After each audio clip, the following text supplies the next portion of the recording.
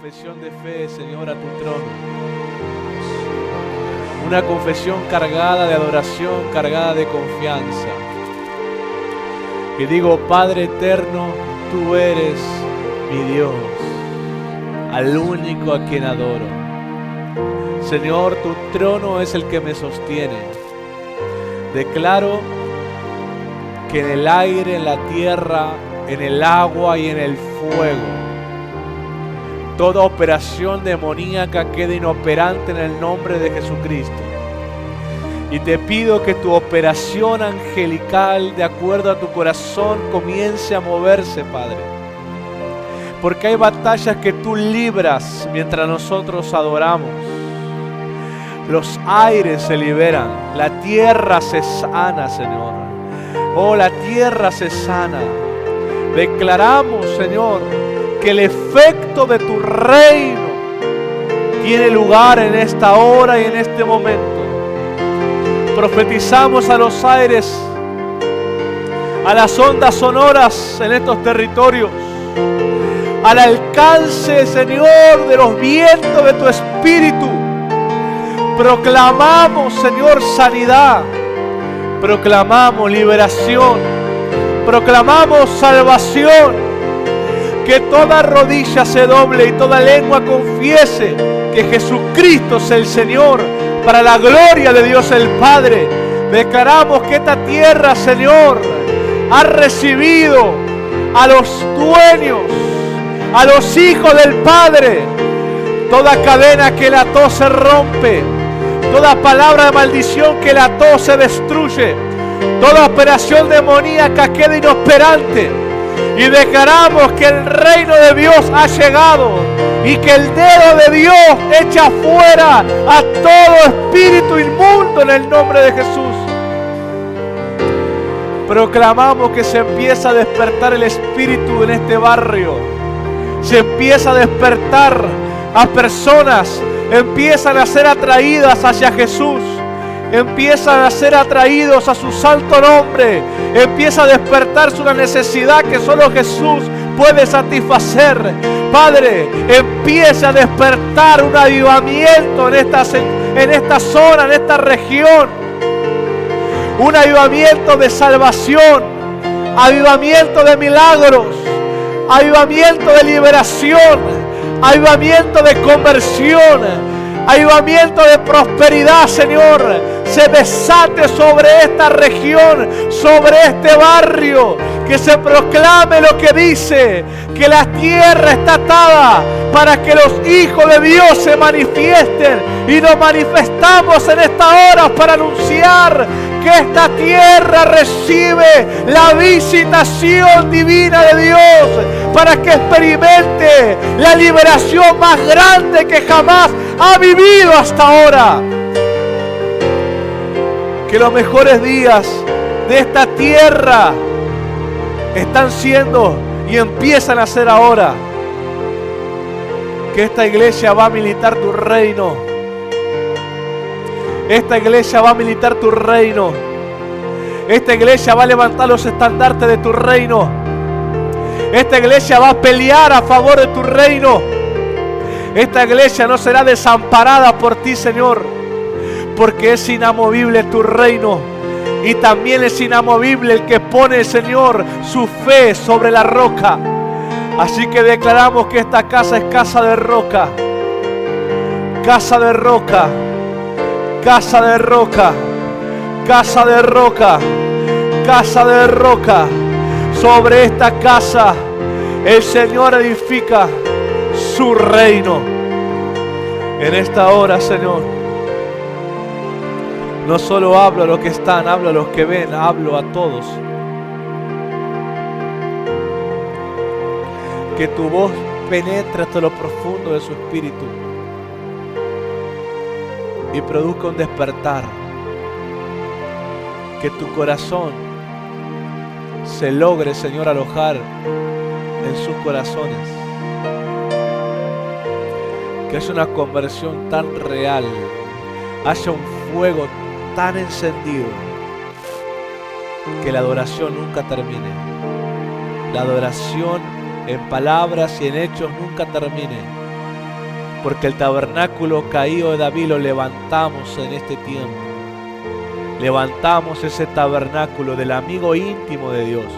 Levantamos ese tabernáculo donde la gloria postrera será mayor que la primera. Si le restauramos a Dios la casa de adoración, Dios va a responder con una gloria postrera. Te doy gracias, Padre. En el nombre de Jesús. Amén. Y me da un aplauso al Señor mientras toma su lugar en esta hora. Aleluya. Aleluya.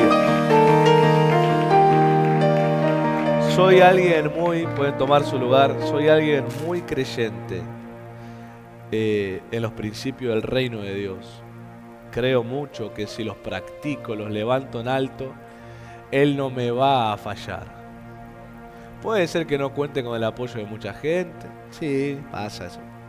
Puede ser que muchos no me crean, también pasa. Al mismo Jesús no le creyeron muchas cosas.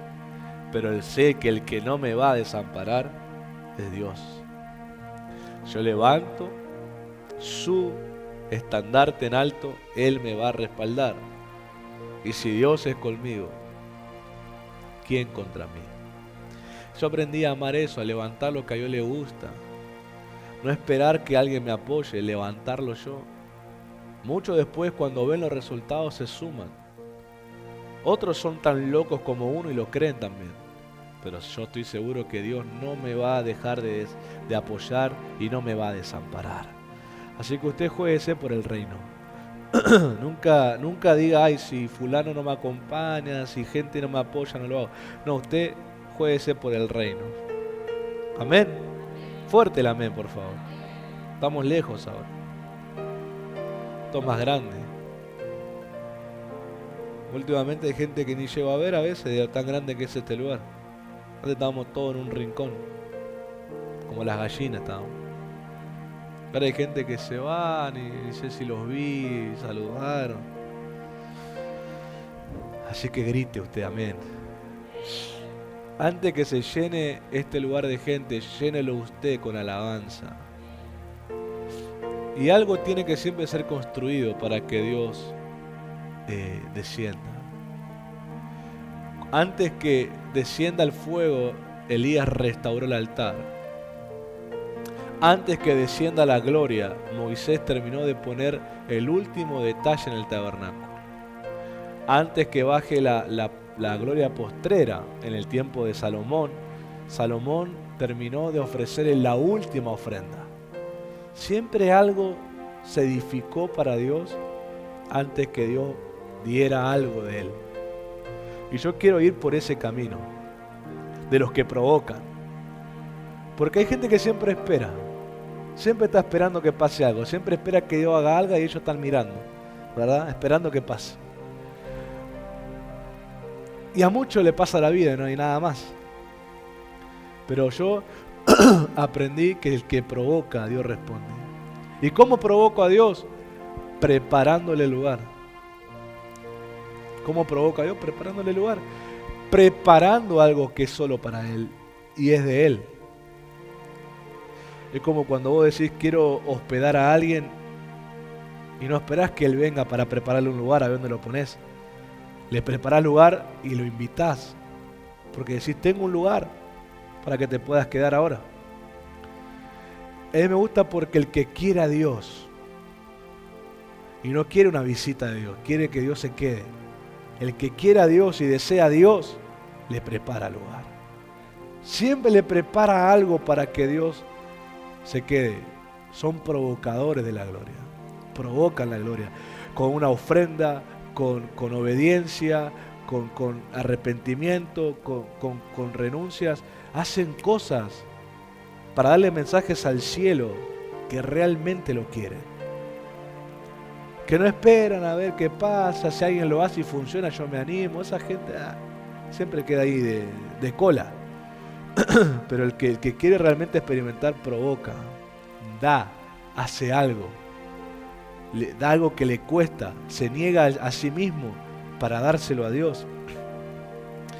Yo le conté a usted cuando Dios me desafió en el 2021 acerca de la viudita. Me dijo, nadie le gana a la viuda. Y me desafió Dios. Y yo le prometí, Señor, te voy a dar el próximo año, porque Él me habló en agosto y ya quedaban 4 meses. Dije, el próximo año enteramente te voy a dar todo mi sustento. Era fácil ahí porque eran 2.000 pesos. Pero de repente Dios me habla en medio de octubre, me dice, quiero que vayas y le des una mano al maestro en su empresa, quiero que trabajes ahí. Y me pongo a trabajar, pasé de ganar 2.000 a 20.000. Y ya el otro año era darle 20.000, no era 2.000. A ver si estaba la misma decisión. Igual la hice, yo me acuerdo que se lo compartí a los jóvenes. Dije que quiera hacerlo un mes, un año como yo, hágalo. Pero este es mi compromiso. Todo el año estuve obedeciendo eso a Dios. Me negué, todo lo que yo iba a gastar en mí lo negué todo a Dios. Lo di una ofrenda a la tierra, lo cambié en dólares y lo di a la tierra del ministerio. Yo me puse de novio ese año y yo estaba bajo ese pacto. Se le dije a ella, no puedo gastar nada, le digo. Así que si vamos a salir algo, pagás vos, le dije. Yo fiel al compromiso. Digo, si no, nos miramos las caras y nos quedamos acá. Y fue así todo el año, fiel a Dios. ¿Qué pasó? Cuando termina diciembre de ese año y entrego la ofrenda, tenía tanta gana de entregar esa ofrenda. Esa ofrenda que la das en un segundo, portaba 365 días, portaba horas, días, semanas, las 4 temporadas, negaciones, tentaciones de gastar y decir que no. Ese año me aparecieron todas las ofertas de todo lo que me gustaba. Todo. Llevá 2x1, bajaban el precio. Lo que yo en ese tiempo estaba muy enamorado de los trajes. Traje accesible. Que después cuando pasó la época, se fueron al otro precio. Y dije, mira cómo son. Pero siempre no. Y yo decía, me decían a veces, pues comprarlo. Yo decía, no puedo comprarlo. Ahora, si me lo querés regalar, le decía yo. Es otra cosa. Y algunas veces me regalaban, otros no, pero bueno, yo estaba ahí negando. Y después de dar en diciembre, tenía tanta ganas de esa ofrenda. Cuando puse el sobre, puse todo, se lo entregué. El Señor desató más de lo que necesitaba. Todo. Dios se encargó. Absolutamente todo. Y algunos creen que la ofrenda es una sola vez. No, la ofrenda tiene un efecto. Genera un efecto. Y a partir de ahí donde Dios te dice, a partir de ahora, una vez que hiciste algo así, no puedes retroceder. Dios te marca como diciendo, pero ya probaste, no puedes volver atrás. Ahora tenés que mantenerte en este nivel. Y así fue cuando volvimos de luna de miel, teníamos una plata que nos sobró la luna de miel, y era como para empezar la familia, decir, bueno, con esta plata te tiramos hasta que cobremos. Y Dios me dice, escucho la necesidad del aniversario, que hay que pagar manteles o no sé qué cosa, vajilla, algo de eso hay que pagar, el alquiler, y escucho. Yo estaba con la tablet escuchando una predica, pero escucho, y Dios me dice, no me niegues nada de lo que yo te pida en el altar. Así que fui, y ahora tenía que consultar a mi esposa, yo estaba casado. Ahí te das cuenta que cambió la vida. Y fui y le dije lo que Dios me habló, me dijo que estaba de acuerdo, así que tomamos ese dinero y lo dimos para el alquiler, no sé si era la mantelería o la vajilla.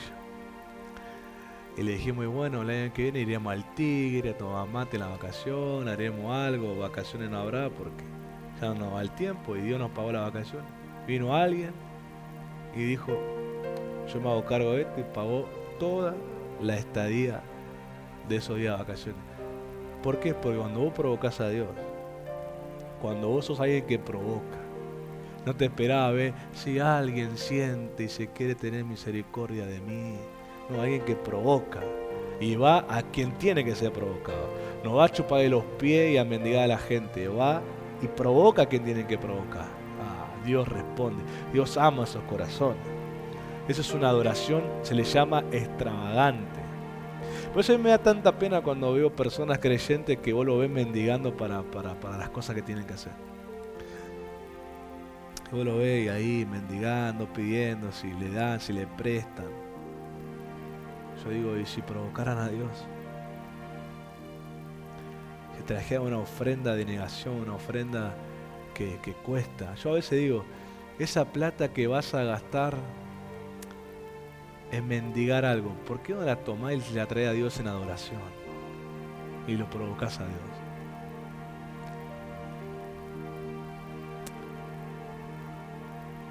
Esa plata que van a usar para comprar algo hasta de segunda o tercera categoría, la usaran para darle a Dios un acto de adoración. Decirle, Señor, yo te creo a vos y lo traigo a vos. ¿Qué gloria conocerían? Como la que yo les cuento, quizás más grande. Yo conocí esa gloria de Dios porque acepté el desafío. Pero a partir de ahí Dios no es que, si Dios me vuelve, ahora lo hago. Ahora Dios ya me dejó el estandarte. ¿Qué vas a hacer? Pues ya sabes cómo funciona. ¿Qué vas a hacer? Al siguiente año volvió a pasar una necesidad y volvimos a dar en el altar. Y era otra vez que le dije, bueno, iremos al Tigre, iremos a una isla, pasar un fin de semana. Y otra vez pasó. Otra vez pasó. Segunda vez que alguien me paga la estadía completa. A la tercera, Dios me prosperó tanto a mi esposa y a mí, que pagamos todo lo que teníamos que pagar y llevamos para tirar manteca al techo. Vos decís, en 3 meses. Y uno dice, ¿por qué? ¿Por qué? ¿Por qué? El efecto de las ofrendas que provocan a Dios. Algunos creen que adorar solamente es cantarle aleluya. Adorar son obras del corazón, extravagantes. Porque adoración significa devoción. ¿Sabes lo que es devoción?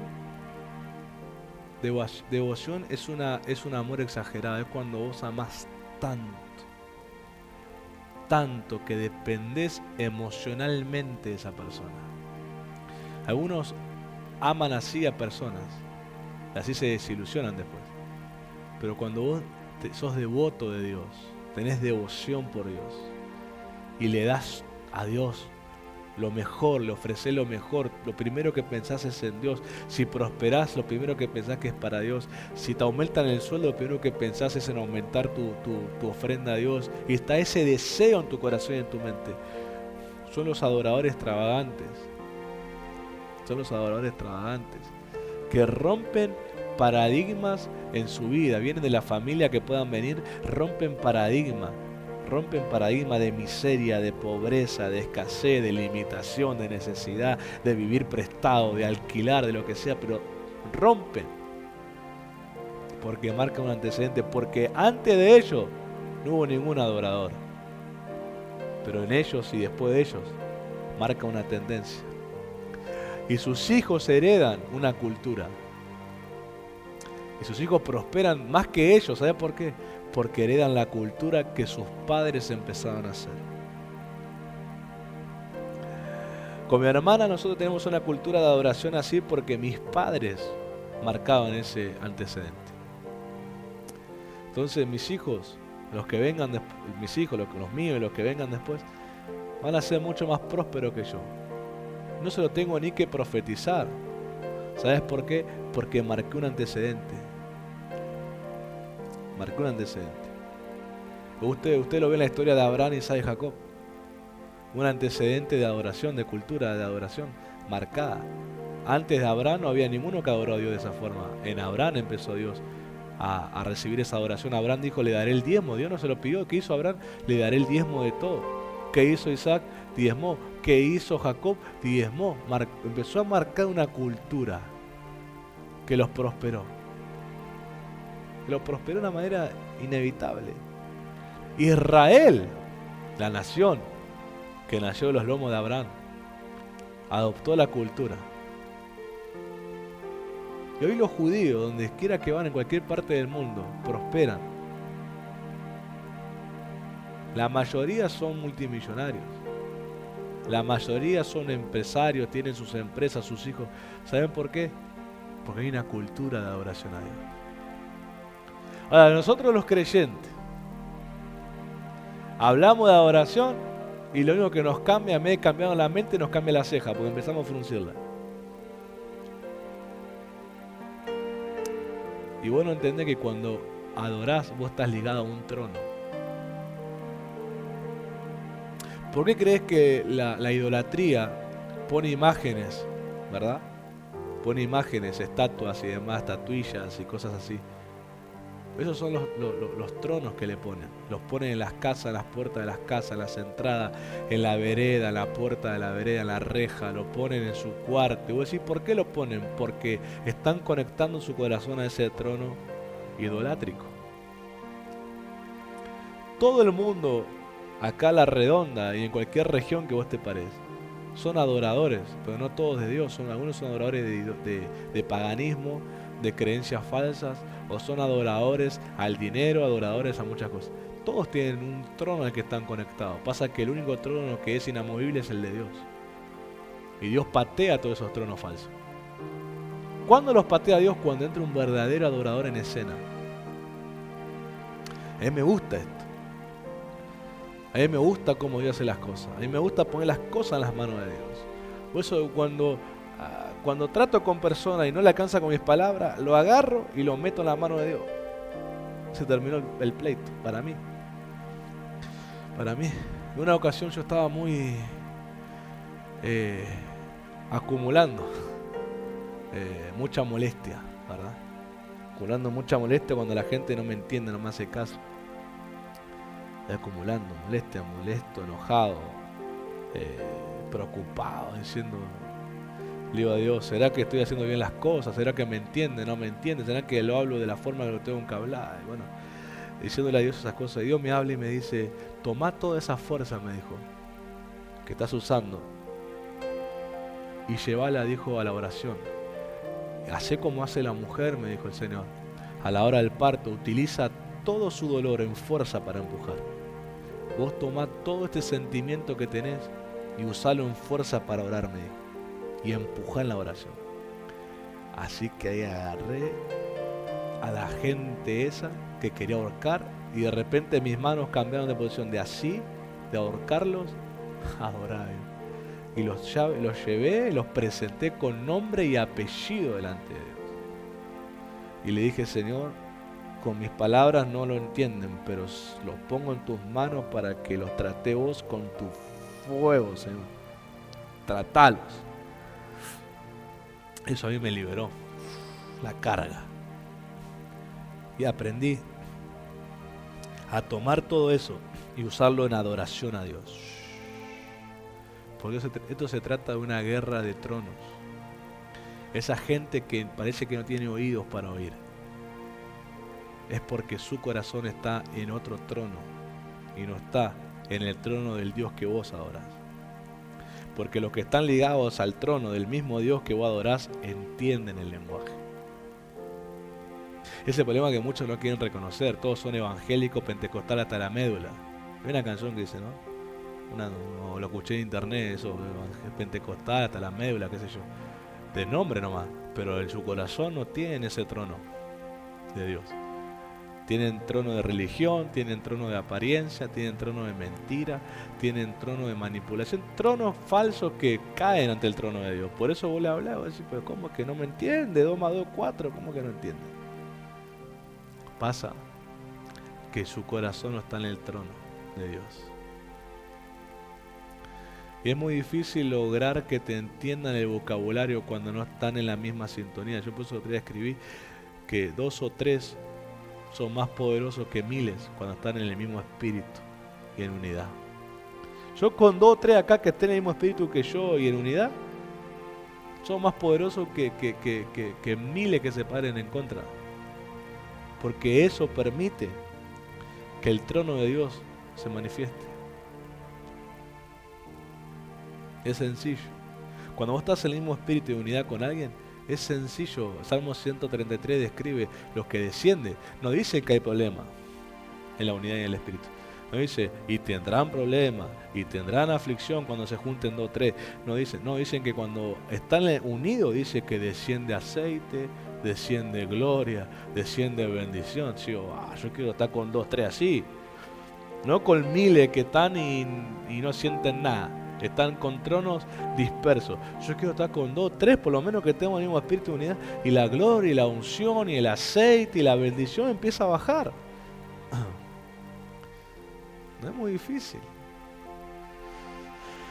Ni siquiera hoy en día hace falta discernir muy profundo. Hoy están los frutos a la vista. Ya con eso ya te das cuenta en dónde están.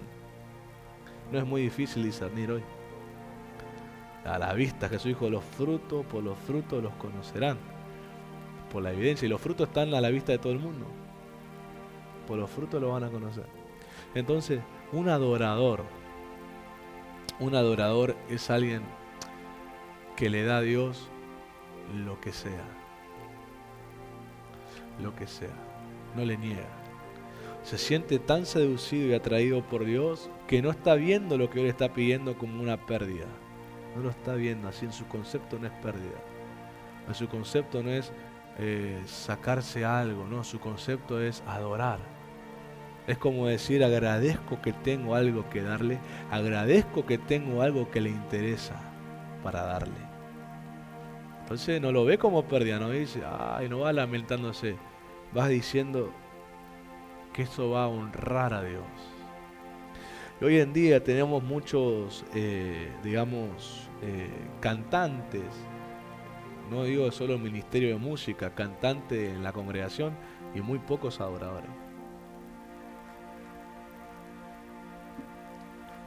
Gente que quiere su repertorio, están los que quieren corito pentecostal, están los que quieren los grupos worship, están los que si no hay letra en la pantalla se molestan.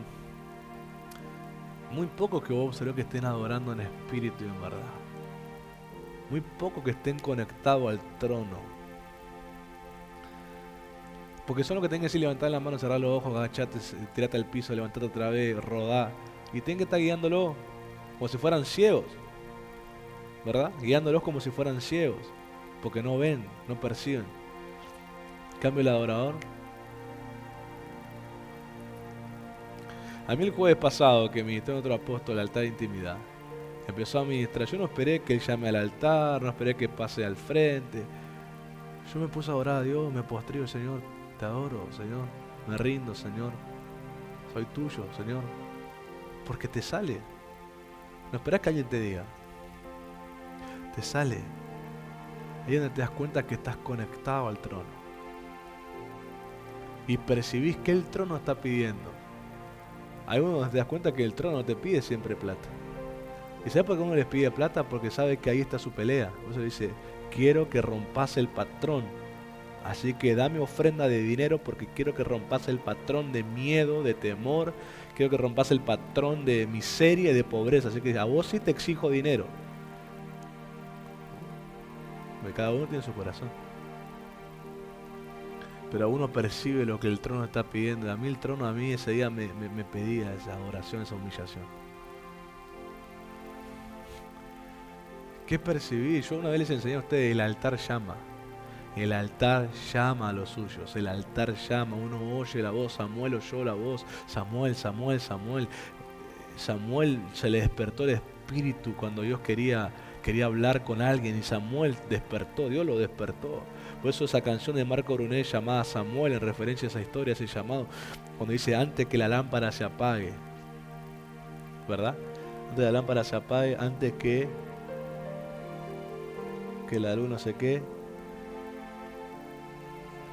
antes que los ojos se cierren, antes que todo se apague y quede perdido solo por apariencia. Escucho una voz en el silencio. Ahí dice Samuel, Samuel. Y dice algo muy linda esa canción que a mí siempre me ministró. Porque si vamos a hablar de un adorador profético, hablemos de Marco Brunet. Y un momento él dice, estoy buscando, Dios está hablando por él, estoy buscando una generación que no juegue con los santos y no venda mis tesoros. Estoy buscando una generación que me preste sus oídos para escuchar mi corazón. Gente que crece en el secreto es gente que yo recompenso en público. Muchos quieren que el pastor los ponga y los aplauda cuando en secreto no están haciendo nada.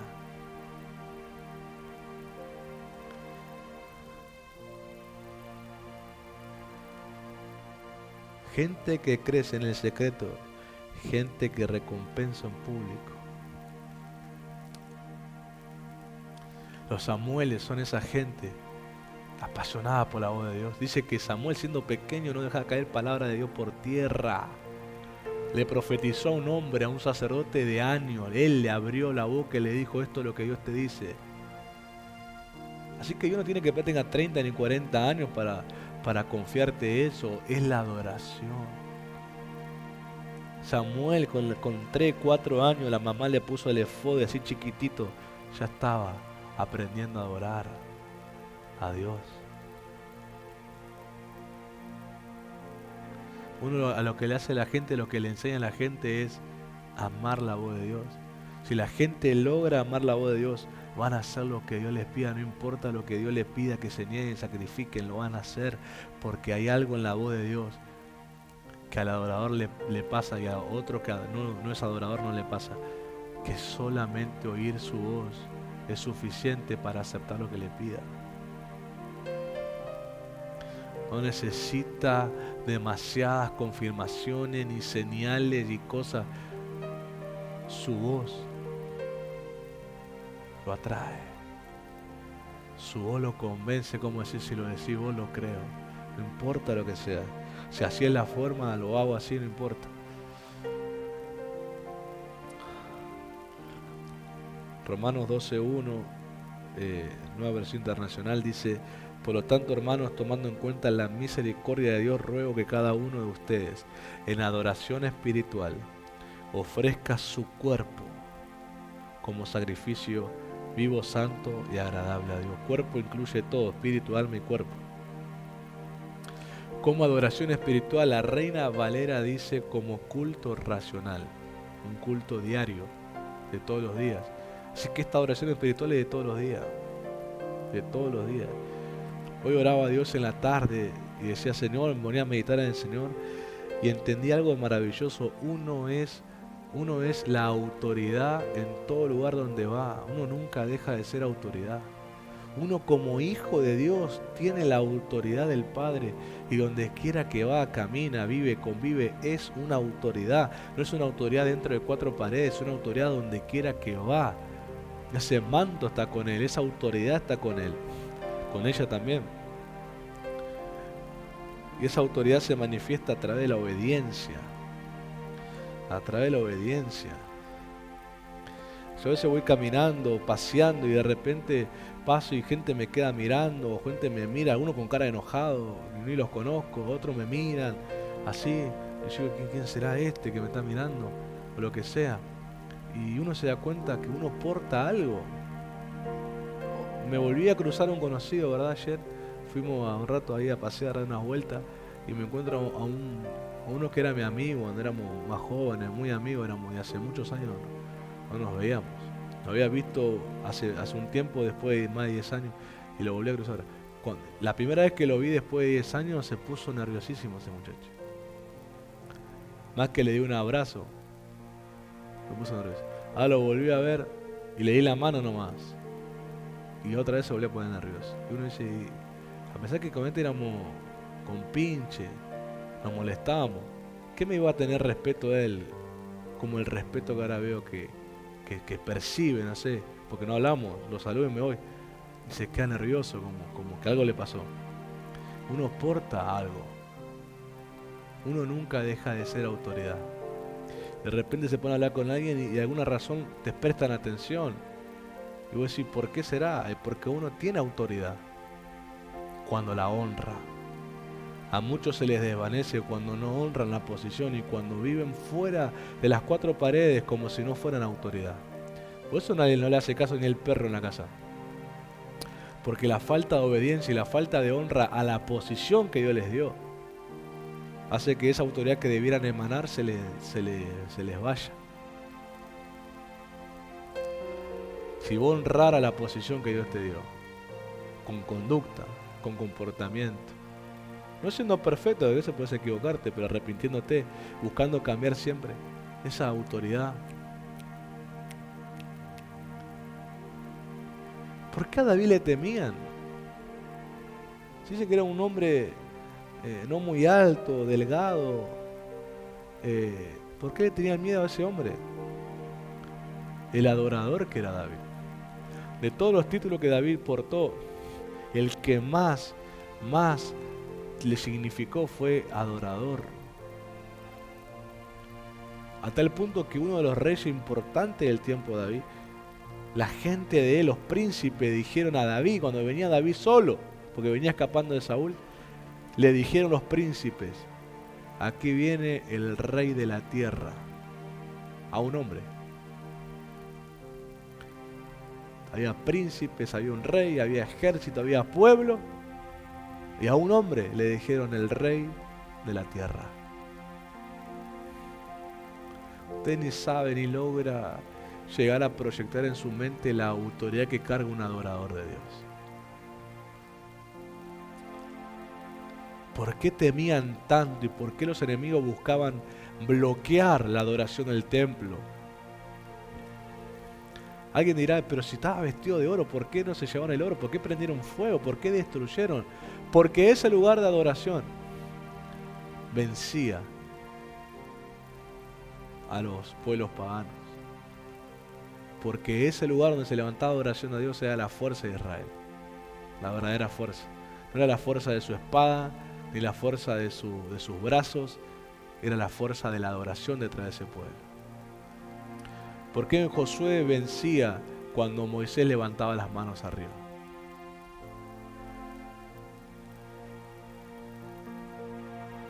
Y ni siquiera dicen que Moisés estaba orando, solamente tenía las manos en alto. Y en un momento ni siquiera él tenía fuerza y que dos personas, sus servidores, Ur y Aarón, le sostuvieron los brazos. Y sus brazos levantados fortalecía a Israel para prevalecer contra Amalek. ¿Por qué será que Dios le dijo por un profeta al rey Josafat: no irán a pelear ustedes, esta batalla es mía, ustedes solo adoren?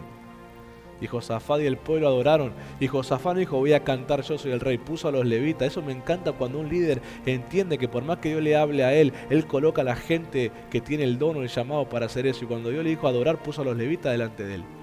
Puso a los levitas y los levitas empezaron a adorar a Dios. Y todo el pueblo, y cuando empezaron a orar a Dios, dice que los enemigos se confundieron, se empezaron a matar entre ellos, se traspasaban con espada, y todo el ejército que vino para pelear contra ellos, todos estaban muertos, y lo que quedó fue un campo de despojos de guerra llamado Beraca, el campo de la bendición. Cómo Dios convirtió una amenaza en un campo de bendición. No se entiende, muchos dicen: ¿cómo? No entiendo, ¿cómo que adorando pasó eso? Otros no entienden el salmista, cuando el salmista dice que ese que confía en Dios pasa por el valle de las lágrimas y lo convierte en manantial de aguas. Dice: ¿cómo convierte un lugar de tristeza en un lugar de prosperidad? ¿Cómo pasó ese hombre y un lugar acostumbrado a la tristeza se convirtió en un lugar de prosperidad? No entienden los otros hombres que leen, por ejemplo, el Salmo 126, cuando dice que el que lleva la semilla está llorando, pero vuelve riendo con la cosecha. No entienden cómo cambia drásticamente. No entienden cómo fue y volvió de otra manera. No entienden cómo los cautivos pasan de llorar a cantar y a profetizar. No entienden, porque eso no entra en la cabeza de los que no están conectados al trono de Dios en adoración.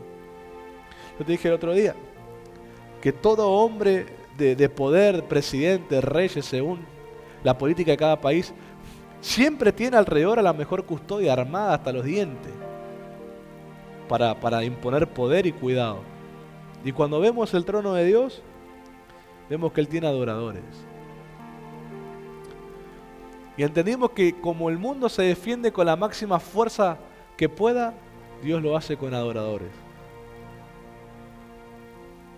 Por eso cuando la gente busca defenderse en fuerza, entiendo que su corazón está ligado a los tronos de esta tierra, porque interpreta que defenderse es con fuerza.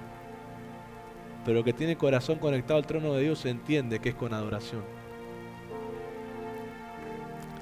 Los comentaristas de la historia antigua de Israel cuentan de David, que David era tan apasionado y desesperado por la presencia de Dios,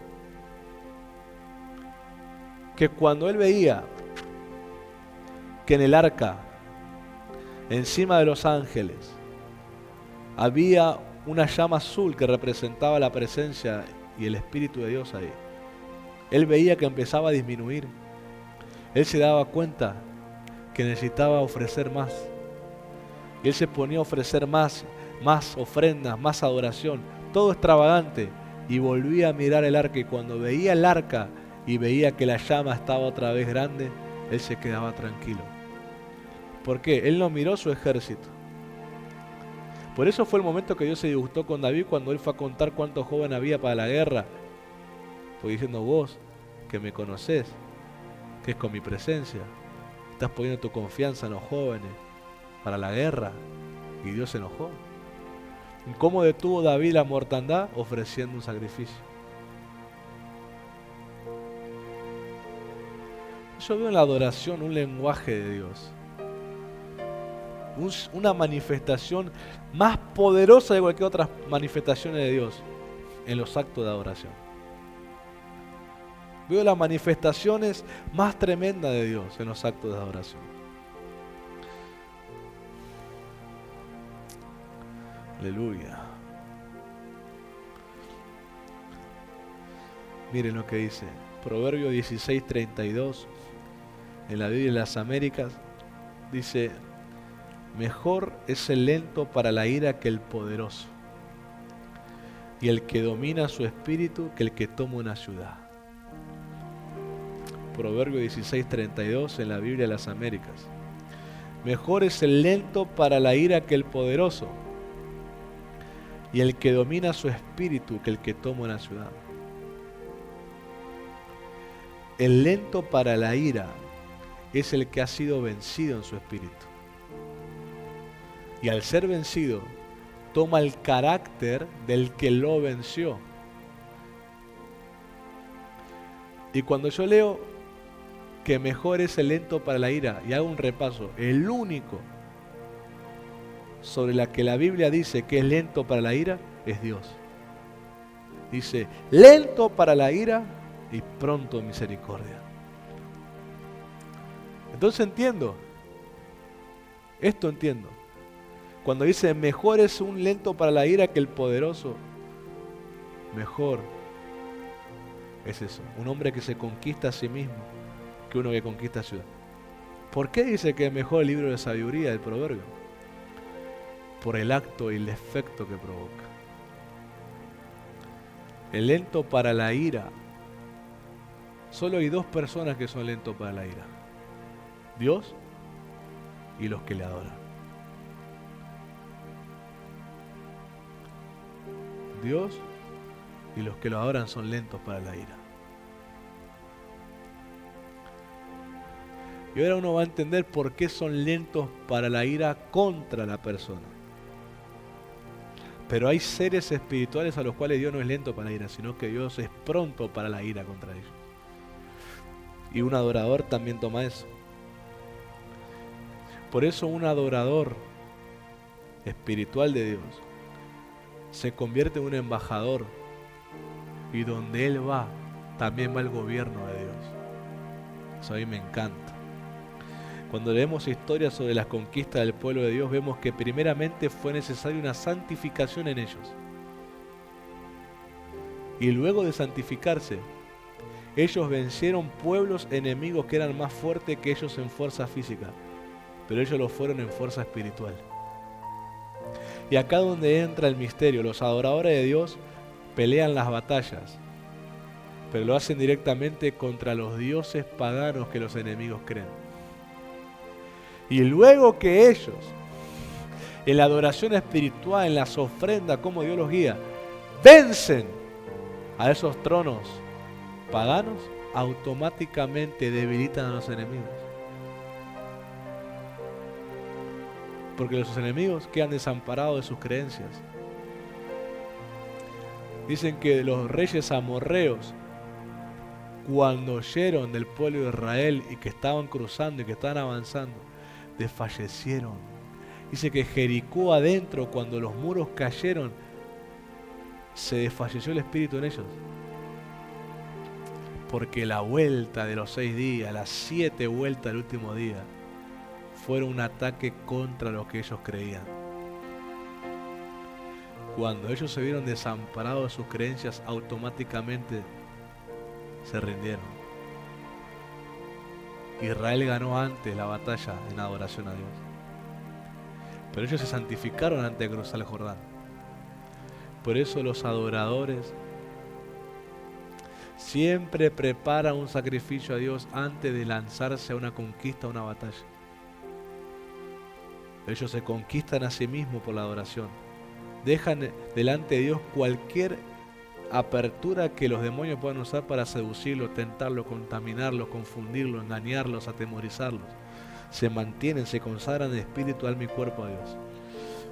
Levantan los sacrificios que Dios los guía a levantar y atacan directamente a los tronos paganos.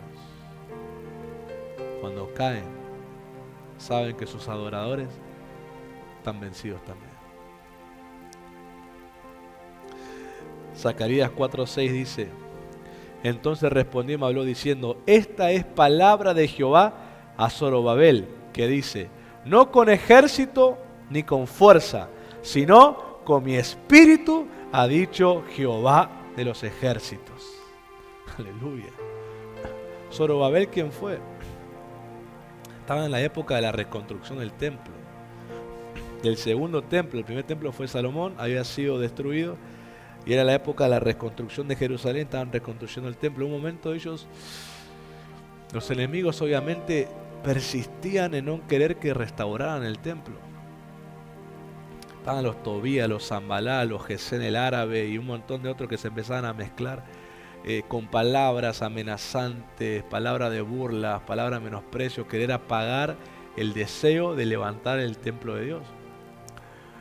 En un momento este Zorobabel, que era un líder político de Israel, también se ve que se desanimó o lo que sea, y Dios lo confronta por el profeta. Y dice: no es con fuerza ni con ejército, es con mi espíritu, ha dicho el Señor. Así levantaron otra vez el templo. Y que el templo se levantara significaba que iba a volver las adoraciones y ofrendas a Dios. Y que ahí entonces el trono de Dios iba a estar y los enemigos no iban a tener ninguna ventaja sobre Israel. Por eso Dios nos dice: no es con fuerza ni con ejército, es con mi espíritu. La única manera de vivir esta revelación profética es cuando su espíritu me domina. No todos son gobernados por el Espíritu Santo. Muchos lo resisten, aún en las congregaciones. Lo resisten, como Dios les habla, lo resisten, pelean, que no son gobernados. Pero los adoradores estamos totalmente rendidos a Él. Él sabe que puede venir sobre nosotros y pedirnos lo que quiere y se lo vamos a dar. Por eso debemos cultivar lo que nos fue sembrado. Cultura viene de eso, como te decía el lunes pasado. Cultivar es cuidar, proteger, regar lo sembrado. Estos adoradores no improvisan, no dicen qué hago, a ver qué digo. Están llenos de palabra de Dios. Hay palabras que le empiezan a venir mientras están adorando, promesas que Dios les hizo. Empiezan a adorar, a profetizar, empiezan a anunciar, empiezan a traer ofrenda, Dios los guía. Actos que empiezan a desestabilizar los tronos paganos, aún tronos de sus familias, porque a veces lo que están peleando, las batallas que tienen son entronamientos, señoríos de sus familias que quieren venir, herencias familiares, espíritus familiares que se movieron antiguamente, quieren venir a reclamar esa generación. Se sienten tentados, ven comportamientos que no son correctos y saben que y entonces levantan adoración a Dios y Dios empieza a darles los clarifican su entendimiento, empiezan a hacer entender que tienen que hacer ayunos, que empiezan a hacer sacrificios espirituales y atacan a esos tronos. Cuando por fin caen, también cae la influencia. No es con fuerza, no es con cuánto contás, es con su espíritu. Así se logra vencer. A mí me encanta esto. Su gloria primero vino sobre el Edén, un jardín que se cerró. Luego vino sobre el tabernáculo de Moisés. Luego vino sobre el templo de Salomón. ¿Y ahora dónde está? En el cuerpo de sus hijos.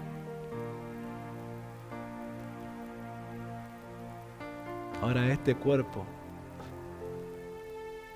total, espíritu, alma y cuerpo, mente, que siempre lo servimos para el pecado, la desobediencia y muchas cosas, cuando Dios lo redime y te conduces a un adorador en espíritu y en verdad hacia Él, todo este cuerpo pasa a ser su templo donde Él pone su gloria. Y cuando eso pase y vos tenés conocimiento y entendimiento, el temor de los demonios no es a tu persona, es a la adoración espiritual que sale de ahí.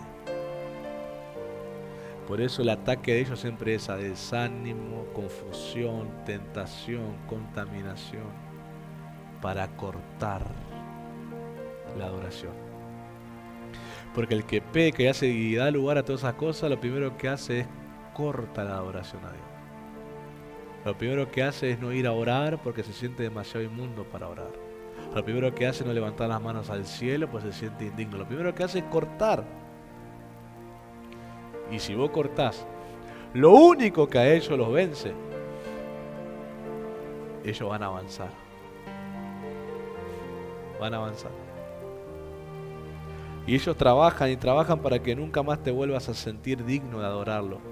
Porque así saben que no solamente avanzan, sino que colocan sus tronos falsos en tu corazón. Y ahí vos te sentís indigno, miserable, hipócrita, contaminado, sucio. Abandonas el servicio, no querés hacer nada, te sentás en un rincón. Eso le dijo Dios a Caín cuando él tuvo celo de su hermano. Cuando le dice, el pescado está a la puerta. Señoréalo tú y no el pecado a ti. ¿Qué le quiso decir? No te deprimas. Cambia el ánimo. Vení a adorarme otra vez. No des lugar al pecado. Pero él no hizo caso. Le dio lugar y terminó matando a su hermano.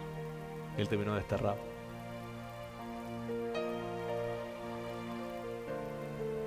El primer registro de adoración terminó con los dos hermanos, uno muerto y otro desterrado.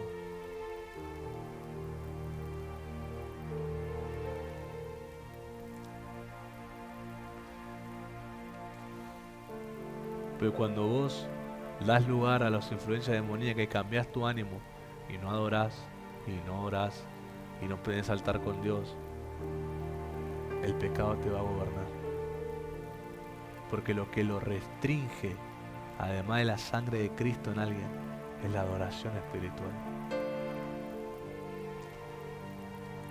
Yo en los momentos donde fallé, yo también creía que Dios no va, hoy no está conmigo, y hoy Dios se fue. Y un día me sorprendí tanto. Estaba orando y con vergüenza. Puede ser que fallé, había pecado, digo, Señor, está con vergüenza, casi ni palabra le quería decir, pero estaba ahí. Estaba escuchando algo y me cayó una administración, un fuego me cayó. Yo no entendía. Yo esperaba que ese día sea un día frío, vacío, ausente, como un castigo. Y lo que vino fue fuego. Ahí entendí. Yo estaba buscando que si me equivoco me arrepienta, pero que no corte la adoración. No corte la adoración. Yo sé que equivocadamente, seguramente lo primero que habrás hecho habrá sido cortar la adoración a Dios. Y vaya a saber hace cuánto no tenés adoración a Dios. Porque nunca vas a volver a sentir el ánimo de adorarlo si no volvés a adorarlo. Te vas enfriando y menguando, hasta que ya directamente nunca más vas al altar.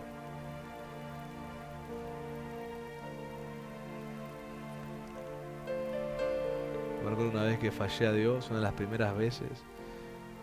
No hablaba en lengua hace meses. Me sentía tan mal por una mala decisión que había tomado.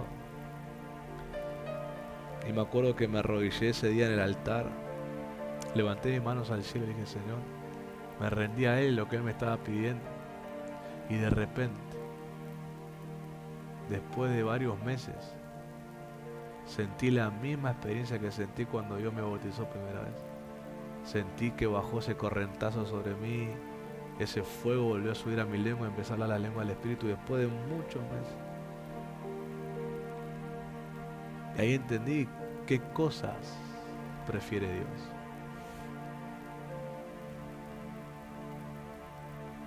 ¿Qué cosas prefiere Dios? Cuando yo me humillé y rompí mi silencio, Dios rompió el suyo. Porque los únicos que ven cielos abiertos y, como dijo Isaías, oh Señor, si rompiese los cielos. Los únicos que ven cielos abiertos que se abren son los adoradores.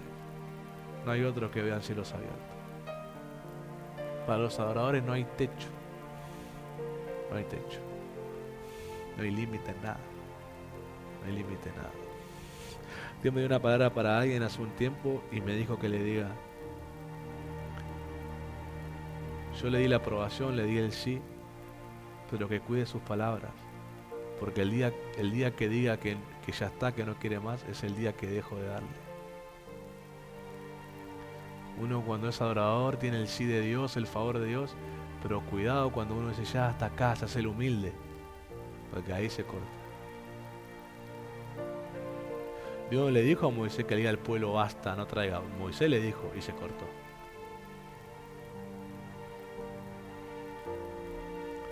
A veces uno peca de humilde, se queda ser humilde. Yo aprendí que Dios ponga límites, yo voy a recibir hasta que Dios diga que no, basta Él, yo voy a decir basta. Porque quizás yo ya estoy satisfecho, pero estoy guardando para mi próxima generación. Quizás mi generación ya está satisfecha, pero ellos guardan para la suya. Así que yo no, ¿por qué voy a satisfacerme yo y que la otra vea qué hace? Eso es egoísta.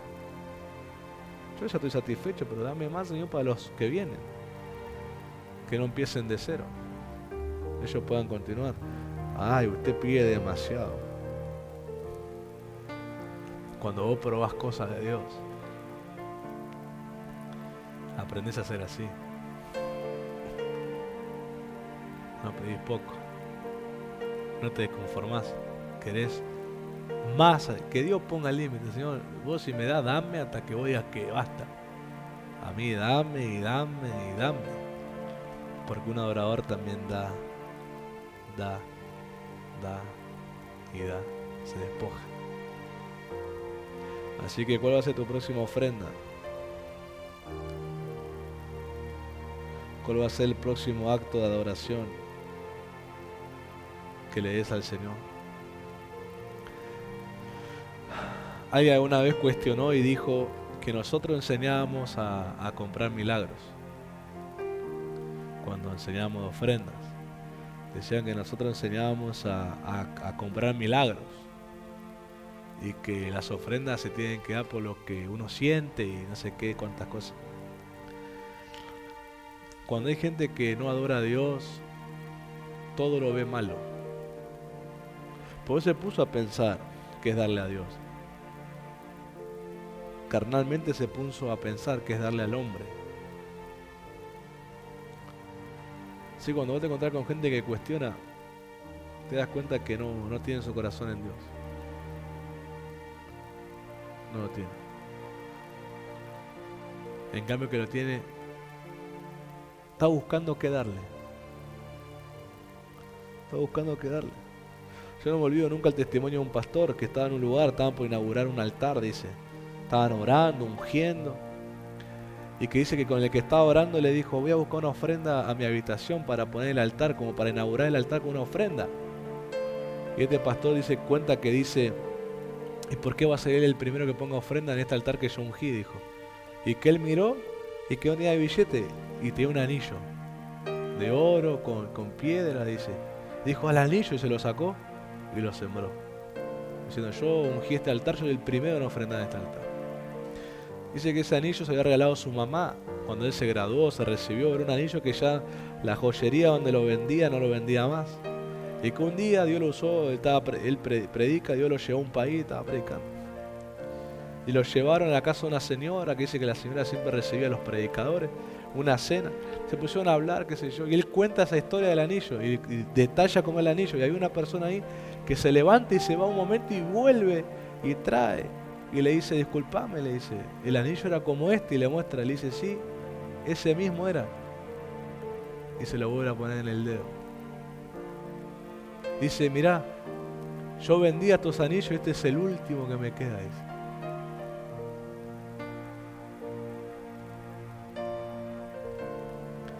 Hay gente que a veces dice, ay, no quiero dar eso porque, ay, si no lo tengo más conmigo.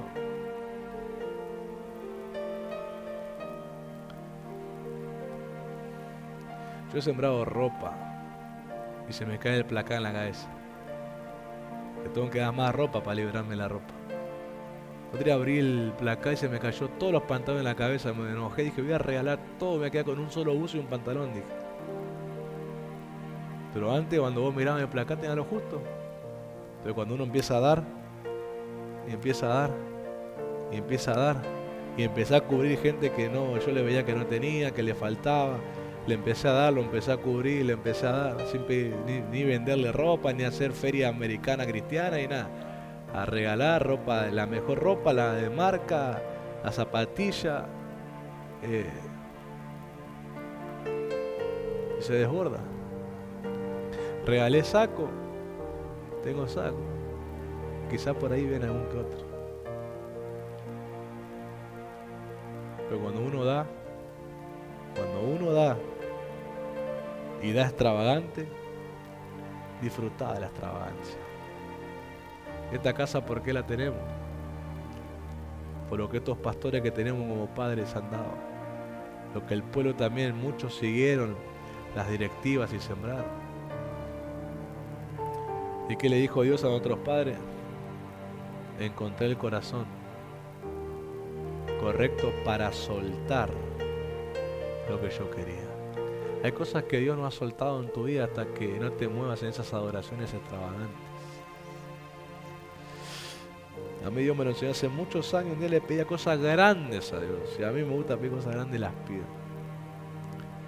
Y tuve una visión, estaba orando y tuve una visión donde vi una puerta grande. Y al lado de la puerta como 1 metro marcado. Y el Señor me dijo, está bien que me pidas cosas grandes, me dijo. Pero para que yo te las dé, tenés que crecer a la altura de ella, me dijo. Y entendí que hay cosas que no se me dan hasta que no crezca. Que están guardadas, hay un sí de Dios, sus promesas son sí amén de nosotros, para su gloria están, pero no pueden ser soltadas hasta que no crezcan. ¿Sabes por qué las almas son de Cristo y por qué Cristo las puede reclamar y la gente se convierte? Cuando Él se humilló hasta lo máximo. Y el Padre dio un nombre sobre todo nombre. El crecimiento de Él fue hacia abajo y la exaltación fue hacia arriba. Cuanto más menos pensés en vos y más pensés para el reino, lo que Dios te pide, tu crecimiento va a empezar a despegar y puertas se van a empezar a abrir.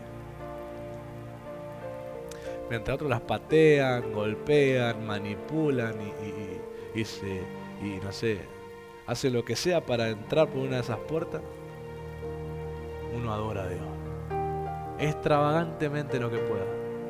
Y esas puertas se empiezan a abrir. Se empiezan a abrir. se empiezan a abrir, pacientemente esperé yo al Señor. El Señor se inclinó a mí, oyó mi oración y sacó mi vida del pozo cenagoso y colocó mis pies sobre roca firme y puso un cántico nuevo en mi boca.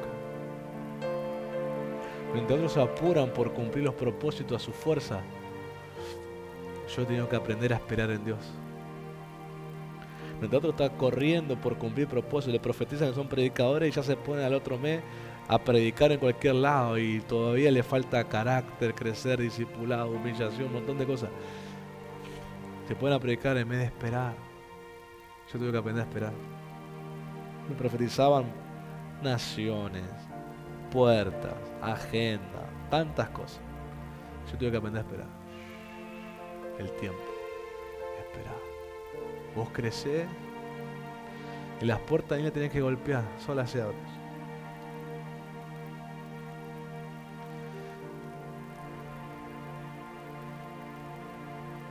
Desde que soy predicador, he predicado más en la casa local que afuera. Pero Dios me hace esperar. Este año tengo la tercera invitación. Creo que rompí un récord en un año. La tercera invitación predicada afuera. Pero es Él. Susurra tu nombre en los oídos de alguien. Y Él te llama y Él te lleva. ¿Y qué hago mientras espero, pastor? Yo quiero ver la gloria. Adorarlo, extravagantemente adorarlo. Los que crecen en secreto, el Señor recompensa en público, con dones, con unción, con favores, con tantas cosas. Yo agradezco que Dios sea así conmigo. Aún un día me apropié de una palabra profética que era para alguien y yo me la agarré para mí también, así que yo también quiero esa palabra para mí. Una administración de Marco Brunet, una profecía cantada. Y le dice a esta persona, te llevo paso a paso. Yo nunca te he apurado. Y el Señor, yo me tomo esa palabra. Paso a paso. Me llevas vos paso a paso. Paso a paso. Paso a paso. Paso a paso. Porque acuérdense de este día. Hoy son 11. 10 en realidad, porque 11 conmigo. 10. Pero el día que sean 1000, 2000, 3000 jóvenes, te van a preguntar ¿por qué él? Alguno que no me conoce va a decir ¿por qué él? Alguno que ande por ahí caminando va a decir otro predica mejor que él, yo predico mejor que él, ¿por qué él? Y algunos de ustedes van a tener que decir porque si en los pequeños sos fiel y si esperás con paciencia a Dios, Él te coloca en lo grande. Porque para lograr, y termino con esto, lograr predicar con el ejemplo, hace falta la paciencia del proceso. Si no, no puedes predicar con el ejemplo. ¿Cómo puedo predicarle a alguien que en lo pequeño fui fiel si no estuve ni un año pastoreando a poca gente? Pero cuando yo le diga a lo pequeño fui fiel, voy a decir, yo tuve muchos años predicando a un grupito de jóvenes. Y ahora que me ve con miles, me tiene celo. Anda a predicar un tiempo a un pequeño grupo de jóvenes donde ni ofrenda te dan. Anda con frío, con calor, anda con sueño, anda enfermo. Anda. Y espera que sea Dios que te exalte. Y cuando tenés ese sabor en la boca después que pasaste por esos momentos, vale la pena. Vale la pena. Pónganse en pie. Dios es bueno, Dios no falla. Enamórese de la voz de Dios. Cómo me enamoré a partir del año 2015. Qué década. Qué década. Del 2000 se liberó el celular. Del 2000 al 2020, qué década que fue para mí. 2010-2012 la iglesia, por lo menos en Argentina, empezó a experimentar las transiciones de muchas iglesias tradicionales a iglesias proféticas y apostólicas, ministerios. Muchos de los que estamos predicando en esta década del 20 somos muchachos que nos convertimos en la década anterior y mamamos esa transición apostólica y profética y hubo un despertar, altar, fuego. Los profetas y apóstoles que Dios empezó a levantar en el 2010, 2011, 12 y en adelante fueron pastores que Dios levantó en la década del 2000 al 2010. O sea, Dios hace algo en las décadas. Esta década me recuerdo que Dios me habló y me dijo: quiero que mi iglesia vuelva a ser enseñada en su herencia del carácter, porque la próxima década 2030 va a venir algo fuerte contra la iglesia y es la persecución, y si la iglesia no está preparada en el carácter, muchos van a tener miedo y van a abandonar la fe. Me recuerdo que al siguiente día me llega la notificación de Google Noticias y decía Agenda 2030. Yo digo, no hay nadie acá para creerme, digo, no hay nadie acá. Estábamos en pandemia, encerrados. No sé qué hicieron ustedes en pandemia. Yo invertí altar. 3, 4 horas por día estaba metido, oraba, adoraba, estudiaba, leía, me comí libros, manuales. Y empezó a administrarme y prepararme proféticamente. Dios a mí, y yo lo escribí para que diga, es fácil con el diario del lunes. Dios a mí en ese año me dijo que ese gobierno, el que estuvo anterior a este, terminaba, era el último. Lo tengo anotado en la tablet, en ese año. Dios me dijo, caen los Herodes, me dijo el Señor. Y fui a estudiar Herodes, y Herodes significa héroe del pueblo. Son los que tienen el fanatismo, que son los salvadores del pueblo. Dios me dijo, este es el último Herodes, me dijo. Cae, es el último. Así que yo estaba seguro que en la próxima elección ninguna de esas líneas iba a ganar. Iba a ganar una nueva línea. ¿Y por qué a usted le contó eso Dios? Por lo que uno estaba haciendo, altar, adorando a Dios, buscando entender. No me puse a hacerme el que interpretaba yo y opinaba con un montón que opinaba un montón de cosas. Dios me dijo, escucha a los sabios. Yo me puse a escuchar a los sabios. Un año entero, 3, 4 horas dedicando a Dios el tiempo libre que había. Nosotros la pasamos jugando a la Play 12 horas, comiendo como chancho, engordando, porque no había más cosas que hacer. 3, 4 horas en la presencia de Dios, 3, 4 horas. Fue el año más profético que viví en mi vida, de visiones, de sueños, de entendimiento. Invertite en Dios. Invertite vos en Dios, invertite en Dios, ofrece tu espíritu, tu alma, tu mente, tu corazón, ofrecete Dios, invertite, sé la ofrenda para Dios. Y después contame si Dios no viene y deposita visiones y sueños. Si uno empieza a confiarte y te habla y te marca y te guía. Uno no es favorito. Alguien dijo, es íntimo. Padre, te doy gracias en el nombre de Cristo. Poderoso es tu nombre, Señor. Los verdaderos adoradores, Señor, te ofrecen todo, lo que sea que pidas. Hay un deseo profundo de sus corazones de honrar tu corazón. Que tu presencia no mengue, sino que crees que se mantenga fuerte. Yo te pido por los que miran, Señor, que se activen los adoradores en espíritu y en verdad. Te pido que los que hayan abandonado el altar de Dios por fallas, por errores, pecados, oro que cambien el ánimo y vuelvan a arrepentirse y vuelvan a complacer a Dios con su adoración espiritual. Que lo que Dios quiere es el sacrificio de su corazón.